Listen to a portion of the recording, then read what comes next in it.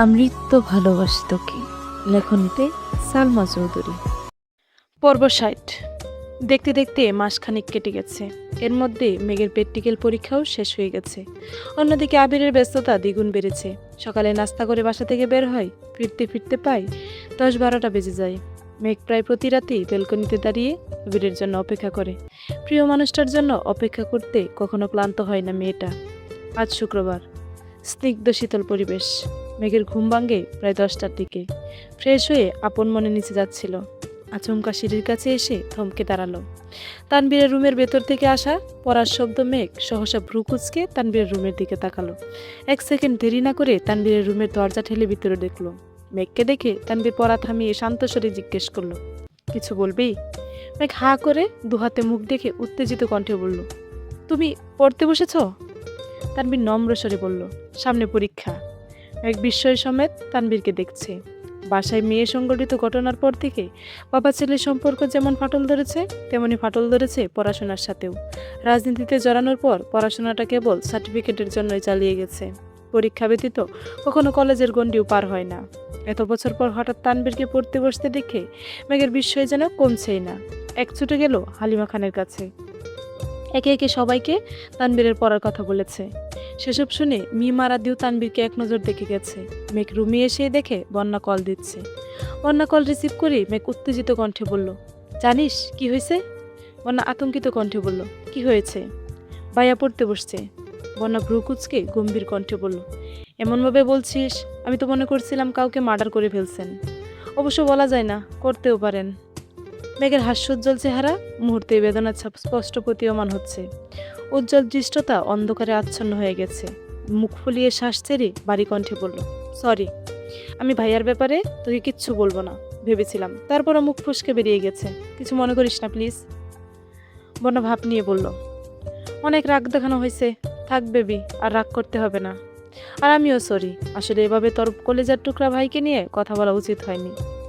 মৃদু হেসে বলল, বাদ দে এসব কথা, এখন তুই বল কেন কল দিছিলি?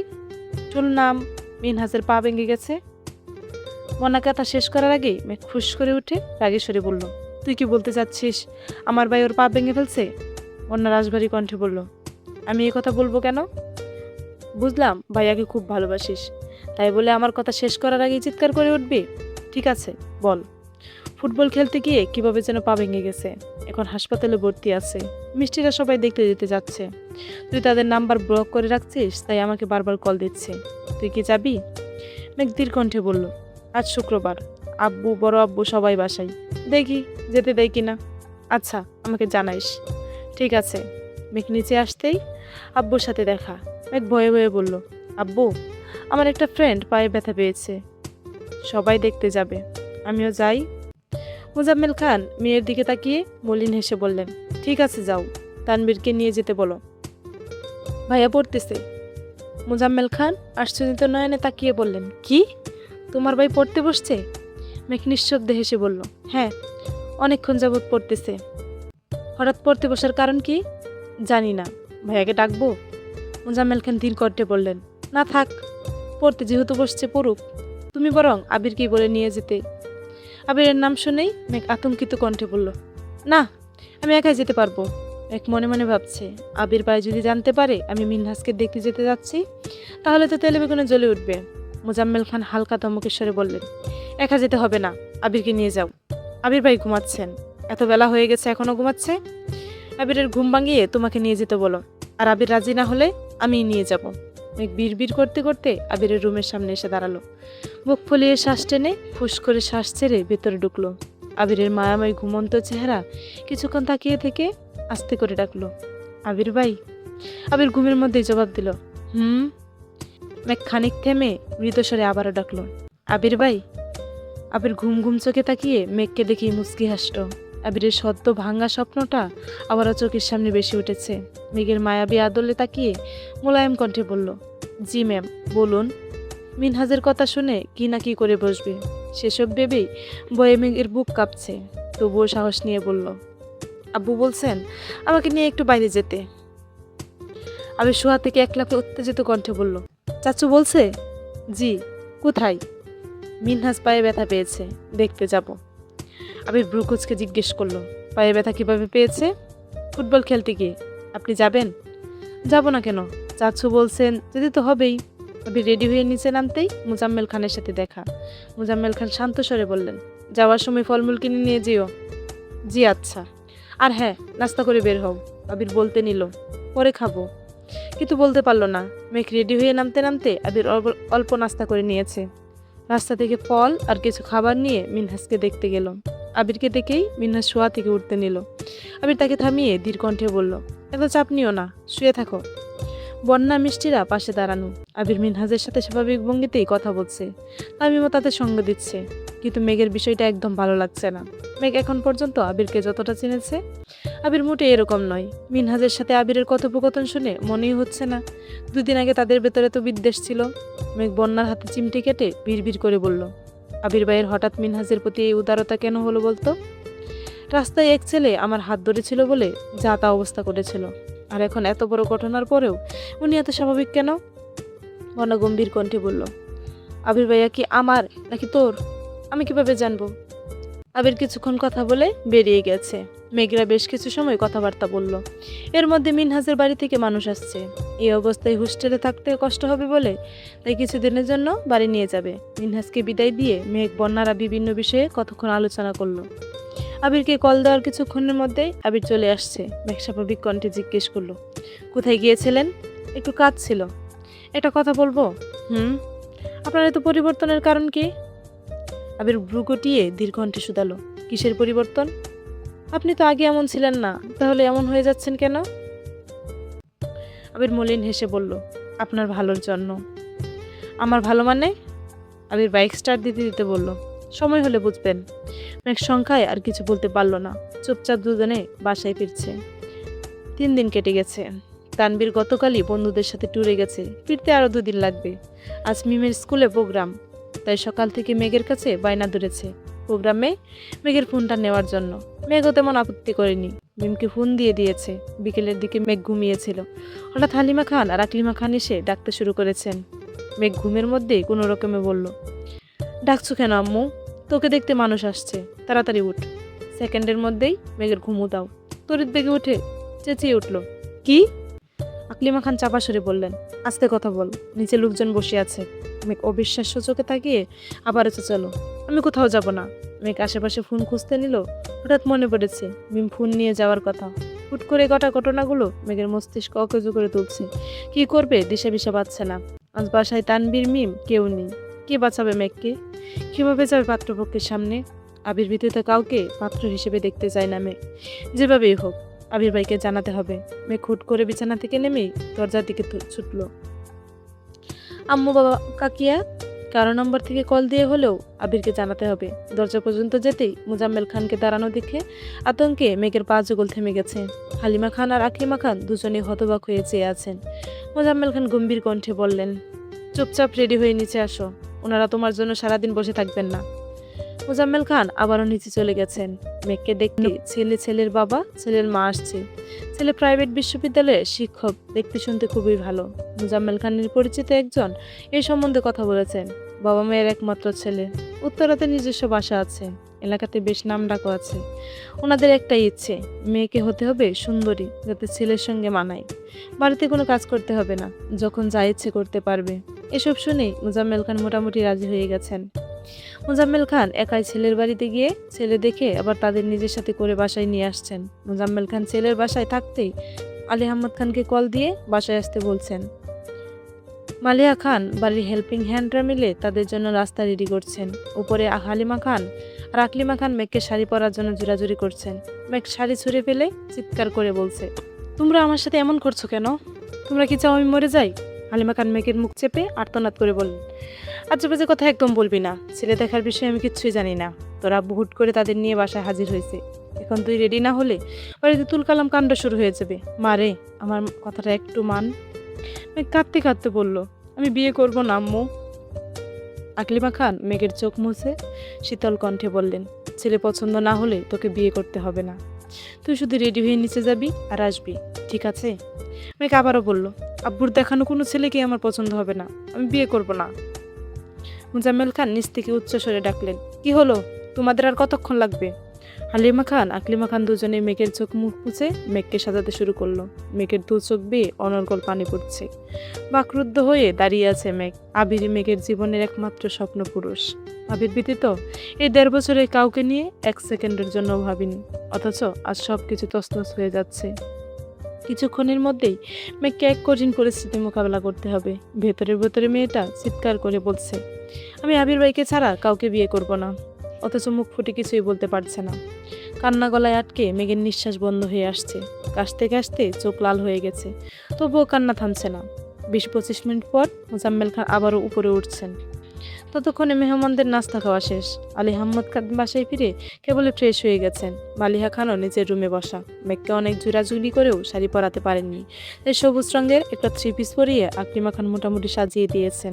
চোখে কাজল আর টুটু লিপস্টিক দিয়েই মেয়েটাকে অসম্ভব সুন্দর লাগে। আকলিমা খানও সেটাই করেছেন। মোজাম্মেল খান দরজা থেকে মেঘকে দেখেই কপাল কোটালো। ভেতরে এসে গম্ভীর কণ্ঠে বলল, কি শুরু করেছো তুমি? আর কতক্ষণ ওনাদের বসিয়ে রাখবো? মেঘ মাথা নিচু করে দাঁড়িয়ে আছে। মোজাম্মেল খান বাড়ি কণ্ঠে বললেন, আমাকে ভাইজান বলেছিল পাত্রপক্ষকে বাসায় এনে তারপর কথা বলতে। আমি তাই করেছি। এখন দেখি কে আটকাই। মেঘ মনে মনে আওড়ালো, আমার আবির ভাই আসলে এক মুহূর্তে সবকিছু ছাড়কার করে দিবে। তারপর উজবা কে আটকাই। আকম্বাত নিচ থেকে আবিরের চিৎকারের শব্দ বেশি আসছে। আবিরের কণ্ঠ কানে বাজতে মেঘ সহসা বিপুল চোখে তাকালো।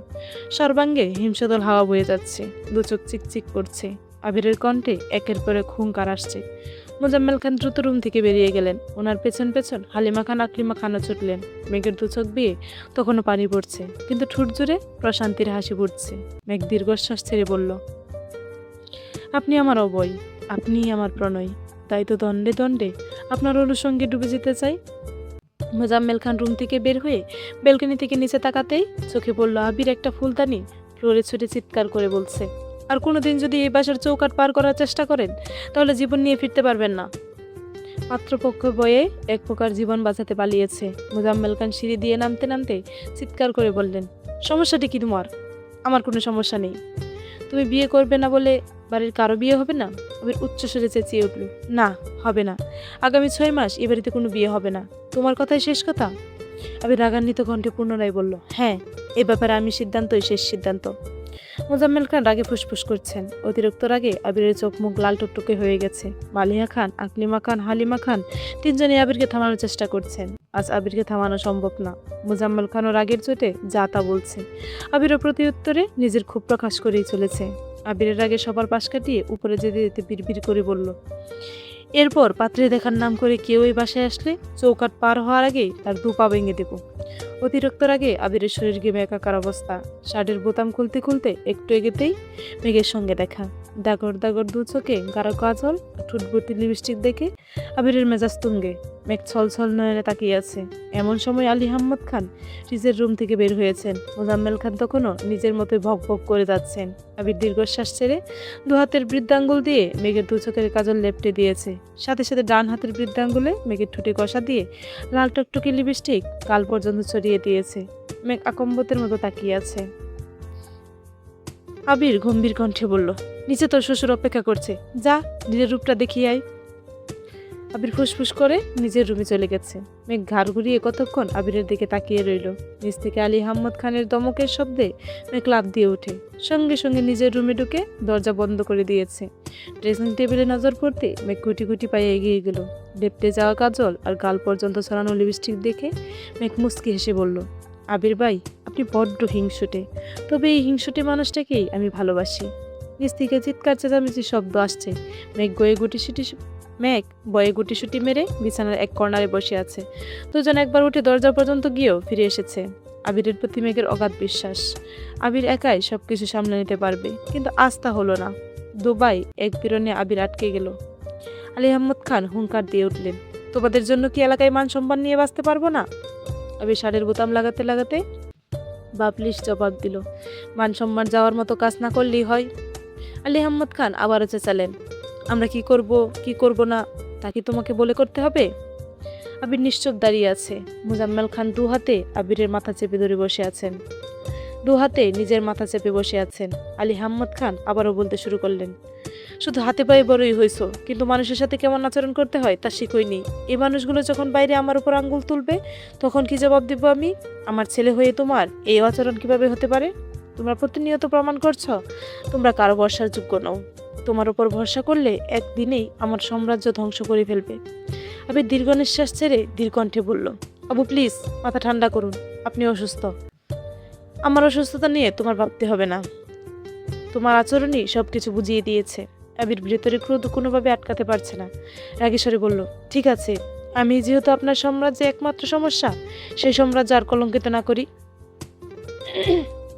আবির দীর্ঘ কদম ফেলে বাসা থেকে বেরিয়ে যাচ্ছে। আলী আহমদ খান পিছন থেকে আবারও হুঙ্কার দিয়ে উঠলেন, এরা ভদ্রলোকের বাড়ি, এ বাড়িতে কোনো গুন্ডা বদমাইশের জায়গা নেই। আবির কথাটা শুনে ফিরেও তাকায়নি, বাড়ির 3 কর্তি এক কোনায় চুপ করে দাঁড়িয়ে আছে। আলী আহমদ খান আর মুজাম্মেল খান রাগে তারা বরাবরই চুপ থাকে। আবির বেরিয়ে গেলে দুবাই এখনো থামাতে পারছে না, বুকের ভেতর ক্রোধ থেমে একা থাকার নয়। কোনো কোনো ব্যক্তি আলী আহমদ খানের যতই প্রিয় হোক না কেন, খান বাড়ির মান সম্মানে আঘাত করলে আলী আহমদ খান তাকে কখনোই ছেড়ে দেন না, হোক সেটা আবির কিংবা 28 বছরে আবিরের ফুপ্পি। প্রিয়র চেয়ে প্রিয় মানুষকেও ক্ষণিকের ব্যবধানে অপ্রিয় করে তুলতে সক্ষম। ঘণ্টা খানেকের মধ্যে খান বাড়ির পরিবেশ স্তব্ধ হয়ে গেছে। যে যার রুমে চলে গেছেন। আলী আহমদ খান প্রেসারের ওষুধ খেয়ে শুয়ে পড়েছেন। মালিহা খান ওনার পাশে বসে আস্তে করে বললেন, ছেলেটাকে এভাবে কথা বলা আপনার ঠিক হয়নি। আপনি ভাববেন না যে আমি আপনাকে জ্ঞান দিচ্ছি। আবির তানবীর দুজনেই মেঘকে অনেক বেশি আদর করে, তাই মেঘের বিয়ের ব্যাপারে ওরা কিছুতেই মানতে পারছে না। এদিকে মেঘের আব্বু একের পর এক ছেলে দেখিয়ে যাচ্ছে, ওদের কি দোষ? আলী আহমদ খান গম্ভীর কণ্ঠে বললেন, ছেলেকে কল দিয়ে বাসায় আসতে বলো। মালিহা খান সঙ্গে সঙ্গে নিজের ফোন থেকে আবিরের নাম্বারে কল দিল, কিন্তু আবিরের ফোন বন্ধ। টানা 2-3 বার কল দেওয়ার পরও বন্ধ পেয়ে মালিহা খান বয়ে সিটিয়ে পড়েছেন। ততক্ষণে আলী আহমদ খান ঘুমিয়ে পড়েছেন। মালিহা খান রুম থেকে বেরিয়ে দ্রুত হালিমা খানকে ডাকলেন। মুজাম্মেল খান রুমেই বসা। বাবির আতঙ্কিত কণ্ঠ শুনে জিজ্ঞেস করলেন, কি হয়েছে বাবি? ভাইজানের কিছু হয়েছে? না, আবিরের ফোন বন্ধ, কল দিয়ে পাচ্ছি না। মোজাম্মেল খান নিজের ফোন থেকেও একবার চেষ্টা করলেন, বন্ধ পেয়ে স্বাভাবিক কণ্ঠে বললেন, রাগ করে বেরিয়েছে, তাই হয়তো বন্ধ ফোন, খুলে ফেলবে কিছুক্ষণের মধ্যেই, আপনি রেস্ট নিন। হালিমা খান বেশ কিছু বুঝিয়েছেন, কিন্তু মালিহা খানের আতঙ্ক কমছেই না। তানবীরকে কল দিয়ে বলেছে, তানবীর ওখান থেকেই পরিচিত সবার সাথে যোগাযোগ করেছে, কিন্তু আবিরের সাথে কারো কথা হয়নি। রাকিবকে কল দেওয়ায় রাকিব বলল, আবির যাওয়ার সময় আমাকে বলেছে প্রয়োজনে আজই আব্বু চাচুকে সব বলে দেব, তবু এত প্যারা নিতে পারবো না। তানবীর বাসার ঘটনা যা জানে সবটাই রাকিবকে জানিয়েছে, সব জায়গায় খোঁজখবর নিতে বলেছে। এত ঘটনার মাঝে মেঘের কোনো হদিশ নেই। ইকবাল খান সন্ধ্যার দিকে অফিস থেকে ফেরার পথে মিংকে প্রোগ্রাম থেকে নিয়ে আসছে। বাসায় এসে এসব ঘটনা শুনে ইকবাল খান স্তব্ধ হয়ে গেছে। সঙ্গে সঙ্গে ছুটল মেঘের রুমের দিকে। মেঘের রুমের দরজা বন্ধ। অনেকক্ষণ ডাকার পর মেঘ ঘুম থেকে উঠে দরজা খুলে দিয়েছে। মেঘের চোখ আর ঠোঁট এখনো আগের মতোই আছে। ভ্রু কুচকে বলল, তোমার এই অবস্থা কেন? মেঘ আয়নের নিজের মুখটা দেখে মুচকি হেসে বলল, এমনি। মিম মেঘের ফোন মেঘকে দিয়ে আতঙ্কিত কণ্ঠে বলল, তুমি হাসছো? ভাইয়া যে রাগ করে বাসা থেকে বেরিয়ে গেছে তা কি তুমি জানো? এমনকি ভাইয়া ফোনও বাকি বন্ধ। মেঘ আতকে উঠে বলল, কি? মেঘ তাড়াতাড়ি আবিরের নাম্বারে ডায়াল করলো। সত্যি সত্যিই নাম্বার বন্ধে। ইন্টারনেটে সব জায়গা থেকে মেসেজ দিয়েছে, কিন্তু আবির কোথাও নেই। মেঘের চোখ মুখ মুহূর্তে অন্ধকারাচ্ছন্ন হয়ে গেছে। বুকের ভেতর আতঙ্ক বাসা বেঁধেছে। মেঘের এখন নিজের উপর খুব রাগ হচ্ছে। না ঘুমিয়ে তখন রুম থেকে বের হলেই পরিস্থিতি বুঝতে পারতো, অন্তত আব্বু বা বড় আব্বুর সামনে কিছু একটা বলতে পারতো। মিম শীতল কণ্ঠে বলল, আজ তোমার ফোনটা নেওয়া একেবারে উচিত হয়নি, সরি আপু। মেঘ মৃদু হেসে বলল, তোর কোনো দোষ নেই, সব দোষ আমার কপালের, তুই রুমে যা। মেঘ অনবরত আবিরের নাম্বারে কল দিয়ে যাচ্ছে। ফুপ্পি, জান্নাত আপু, আসিফ ভাইয়া সবার সাথে কথা বলেছে, কিন্তু কেউ কিছু জানে না। মেঘ নিচে নামতে পারছে না, কারণ আজকের এই ঘটনার জন্য মেঘ নিজেকে দায়ী করছে। মেঘ উপায় না পেয়ে বন্যাকে কল দিল। বন্যা কল রিসিভ করতে মেঘ একে একে সব বর্ণনা করলো। বন্যা শান্ত স্বরে বলল, আচ্ছা রাত পর্যন্ত অপেক্ষা কর, দেখ উনি আসেন কিনা। ফোন বন্ধ জেনেও মেঘ একের পর এক কল দিয়ে যাচ্ছে। রাত 9টার দিকে তানবীর মেঘকে কল দিল। মেঘ কান্না ভেজা কণ্ঠে জিজ্ঞেস করলো, ভাইয়া, আবির ভাই কোথায়? তানবীর মোলায়েম কণ্ঠে বলল, আমি খোঁজ নিচ্ছি, যোগাযোগ হলে জানাবো। এছাড়া আগামীকাল আমি বাসায় ফিরবো, তুই মন খারাপ করে থাকিস না। মেঘ কাঁদতে কাঁদতে বলল, আমার জন্যই তোমাদের এত ঝামেলা, আমি যেদিকে দু চোখ যাই সেদিকে চলে যাব। তানবীর ঠান্ডা কণ্ঠে বলল, পাগলামি করিস না বোনু, একটু বোঝার চেষ্টা কর। মেঘ কল কেটে দিয়েছে। রাতে কারো খাওয়া দাওয়া নেই, যে যার মতো আবিরকে কল দিচ্ছে। পরিচিত সবার সাথে বারবার যোগাযোগ করছে, কিন্তু কেউ কিছুই জানে না। বন্য রাতে আবারও কল দিয়ে খোঁজ নিয়েছে। দুদিন কেটে গেছে, আবির এখনো বাসায় ফিরেনি। দুদিন ধরে কোনো অফিসেও যাচ্ছে না। আলী আহমদ খান, মোজাম্মেল খান, ইকবাল খান নিজে তার মতো খোঁজখবর নিয়ে যাচ্ছেন, কিন্তু আশানুরূপ ফলাফল পাচ্ছেন না। আজ বিকেলে বন্যা মেঘদের বাসায় আসছে। মেঘকে রুমে না পেয়ে সরাসরি ছাদে গেল। মেঘ চোখ বন্ধ করে সোফায় হেলান দিয়ে বসেছিল। বন্যা মৃদু হেসে বলল, মেঘ। বন্যা মৃদু স্বরে বলল, মেঘ। মেঘ বন্যাকে দেখে বসা থেকে উঠে জড়িয়ে ধরে কাঁদতে কাঁদতে বলল, আমার জীবনে তো কষ্টের কেন? বন্যা মেঘের মাথায় হাত বুলিয়ে শান্ত স্বরে বলল, কষ্ট সবার জীবনেই থাকে। কেউ মনের মধ্যে চেপে রাখতে পারে, আবার কেউ পারে না। মন খারাপ করিস না। দোয়া করি আবির ভাই যেন তাড়াতাড়ি ফিরে আসেন। মেঘকে বেশ কিছুক্ষণ বোঝানোর পর মেঘ শান্ত হয়েছে। দুই বান্ধবী পাশাপাশি বসা। বন্যা হঠাৎ ধীর কণ্ঠে বলল, একদিক থেকে তুই খুব ভাগ্যবতী। কোন দিকে? এই যে আবির ভাইয়ের প্রিয়সী হিসেবে। দুনিয়া উল্টে যাক আর যাই হোক না কেন, বিপদে উনি ঠিকই তোকে উদ্ধার করবেন। এমন মানুষ পাওয়া ভাগ্যের বিষয়। সেই ভাগ্যটাকে কোনোভাবে ধরে রাখতে পারছি না, আর নিজেকেও শক্ত রাখতে পারছি না। তুই কিভাবে এত শক্ত থাকিস? বন্যা মলিন হেসে বলল, শক্ত থাকি না, তবে শক্ত থাকার চেষ্টা করি। কিভাবে? তুই একদিন বলেছিলি, মানুষ নিরন্তই সুখের নীড় খুঁজে, কষ্ট আড়াল করে প্রতিনিয়ত স্বভাব সিদ্ধ হাসি। সত্যি বলতে এটাই বাস্তবতা। জীবনে চলার পথে প্রতিটা মানুষই মানসিক শান্তি খুঁজে। যেখানে সর্বোচ্চ ভালো থাকতে পারবে, সেই সুখের স্থান সবার ভাগ্যে জুটে না। তখন বাধ্য হয়ে ভালো থাকার অভিনয় করতে হয়। এক গ্লুকোজকে প্রশ্ন করলো, তোর আবার কি হয়েছে যে তোকে অভিনয় করতে হয়? তেমন কিছু না, বাদ দে। মেঘ বাড়ি কণ্ঠে বলল, আমি বাদ দেব না, তোকে আজ বলতেই হবে। আমি প্রায় খেয়াল করি তুই মাঝে মাঝে মনমরা হয়ে থাকিস, জিজ্ঞেস করলে ইগনোর করিস। আজকে তোকে বলতেই হবে। জানি কথাগুলো শুনলে তোর কষ্ট লাগছে, কারণ আমি তোর বেস্ট ফ্রেন্ড হয়েও তোর কাছে এত বড় সত্যিটা লুকিয়েছি। মেঘ ব্রুকুজকে আতঙ্কিত কণ্ঠে প্রশ্ন করলো, কি হয়েছে তোর? অন্যা ডুব গিলে উষ্ণ স্বরে বলতে শুরু করলো, আমাদের এইচএসসি পরীক্ষার পর অনেকদিন তোর সাথে আমার যোগাযোগ ছিল না। তখন হাতে ফোনও ছিল না। ওই সময় মামার বাড়িতে বেড়াতে গিয়েছিলাম। ওইখানে এক মামাতো ভাইয়ের সাথে মোটামুটি ভালো মিল হয়েছিল। ভাইয়া তখন রাবিতে পড়তো, ছুটিতে বাড়ি আসছিল। আর যেহেতু ভাইয়াদের বাসাতেই আমার বেড়াতে গিয়েছিলাম, সেই সুবাদে দুষ্টামি ফাজলামও করতাম। একদিন আম্মু মামা মামি কথা বলছিল, কথার মাঝখানে আমাদের দুজনের কথা ওঠে, আর মোটামুটি বিয়ের আলোচনা শুরু হয়ে যায়। তখন আমি আর ভাইয়া দুজনই রুমে উপস্থিত। আমি ফাজলামো করলেও সেটা ভাই হিসেবে করতাম, কিন্তু আম্মুদের আলোচনা তা সম্পূর্ণ বদলে গেছে। ভাইয়ার সাথে আমার ওই রকম কিছু নেই। এটা আম্মুকে বলার পর আম্মু বলছে, এই বিয়ে আলোচনা আরও 1 বছর আগেই হয়েছিল, সেটা এতদিনে প্রকাশ পেয়েছে। মূল কথা, তারা দেখতে চেয়েছিল আমার আর ভাইয়ের বন্ডিংটা কেমন হয়। এসব জানার পর আমি আর বেশি হতাশ হয়ে গেছিলাম। বাধ্য হয়ে সুযোগে ভাইয়াকে সবকিছু খুলে বলি। ভাইয়ার সাহায্য করার বদলে আমায় প্রপোজ করে বসেন। তখন রাগ করে মামা বাড়ি থেকে চলে আসি। এরপর থেকে ভাইয়া মাঝে মাঝে আম্মুর নাম্বারে কল দিত। যেহেতু প্রাথমিকভাবে বিয়ের আলোচনা হয়েছিল, তাই আম্মুকে আমার ফোন দিতেন। আমি না চাইতে ওনার সাথে কথা বলতাম। ধীরে ধীরে আমিও মানসিকভাবে সেই মানুষটার সাথে জড়াতে শুরু করি। আমরা যেহেতু আলাদা ফোন ছিল না, ওইভাবে কথাও হতো না। একদিন আপুর ফোন থেকে ফেসবুকে ওনার আইডি চেক করি, যা দেখে আমি রীতিমতো টাসকে খেয়েছিলাম। ওনার আইডিতে একের পর এক মেয়ের ছবি। ওনার বন্ধুর তালিকায় ছেলে নেই বললেই চলে। তার মধ্যে একজনের সাথে বেশ কিছু ছবিও পোস্ট করা, যেগুলো সবগুলোতে রোমান্টিক ক্যাপশন দেওয়া। আমি সেসব সহ্য করতে না পেরে ওনাকে কল দিয়ে রাগারাগি করি। এক পর্যায়ে উনি স্বীকার করেন যে এই মেয়ে তার গার্লফ্রেন্ড, শুধুমাত্র পরিবারের মানুষের সামনে ভালো সাজার জন্য এই কাজটা করেছেন। এছাড়া উনি আমার চেয়ে ভালো কাউকে রিজার্ভ করেন। আরও কত কি।